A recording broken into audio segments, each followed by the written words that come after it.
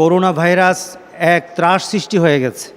এমনকি যে দেশগুলো এখন সতর্কতা অবলম্বন করার জন্যে বিভিন্ন পদক্ষেপ নিয়েছে, এর মাঝে সৌদি আরব যে বিশাল একটা পদক্ষেপ নিয়েছে সেটা হলো উমরা বন্ধ করে দেওয়া হয়েছে, নতুন করে মক্কাতে প্রবেশ করা নিষেধ করে দেওয়া হয়েছে, মসজিদে নববীতে মুসল্লিদের একত্রিত হওয়া এটা নিষেধ করে দেওয়া হয়েছে।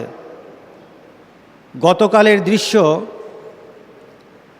যে কাবার চত্বর যেটা মাতাফ বলা হয়, তাওয়াব যেথায় করা হয়, এটা শূন্য হয়ে গেছে।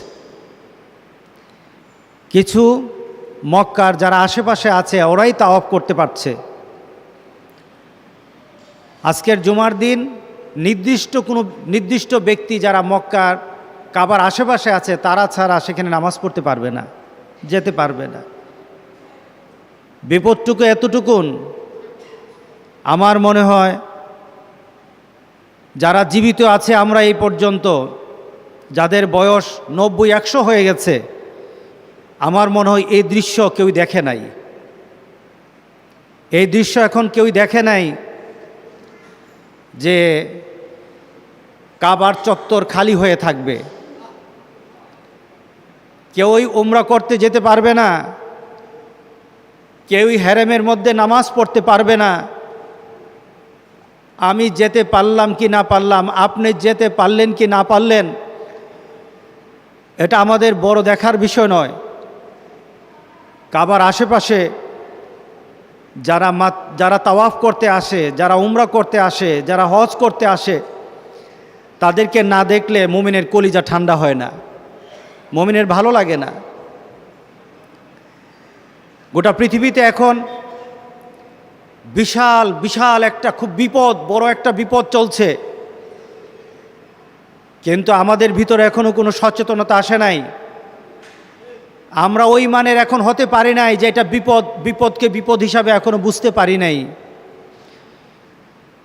আর এই বিপদকে যদি আমরা বিপদ হিসাবে এবং গজব হিসাবে আমরা না দেখি, গজব বসে থাকবে না, হয়তো এক সময় দেখা যাবে আমাদের ঘাড়ের উপর চেপে বসেছে, আমাদের উপর চলে এসেছে। সুতরাং আজকে জুমার প্রথম দিক থেকে আমি আপনাদের কাছে, আমরা সবাই নিবেদন করি আল্লাহর কাছে, আপনাদের কাছে একটা জিনিস দেখাতে চাই। গোটা পৃথিবী এখন মানুষ পেরেশান হয়ে গেছে। আমি যখন আজকে কাবার দৃশ্যটা নেটে দেখতেছিলাম, চোখের পানি চলে আসছে। যেখানে হাঁটা যায় না আর সেই জায়গাটা শূন্য হয়ে আছে, আমাদের কলিজাটা সহ্য করে না। আল্লাহর দরবারে আমরা ভিক্ষা চাই, আল্লাহর দরবারে আমরা মাপ চাই, আল্লাহর দরবারে আমরা সাহায্য চাই। আল্লাহ যেন এই গোটা পৃথিবী থেকে এই বিপদটা দূর করে দেন। খুশি হওয়ার কিছু নেই। চীনে ধরেছে, এরা বুদ্ধ, এরা ইসলাম বিরোধী, তাদেরকে ধরেছে, ইরানকে ধরেছে, জাপানকে ধরেছে, কোরিয়াকে ধরেছে। খুশি হওয়ার কিছু নেই। গজব কিন্তু ব্যক্তি বিশেষ গজব আসে না, গজব যখন আসে সবার জন্য চলে আসে। আমরা আল্লাহর দরবারে বেশি করে আল্লাহর দরবারে তওবা করব। আমার মনে হয় না যে আমরা পরিবর্তন হতে পেরেছি।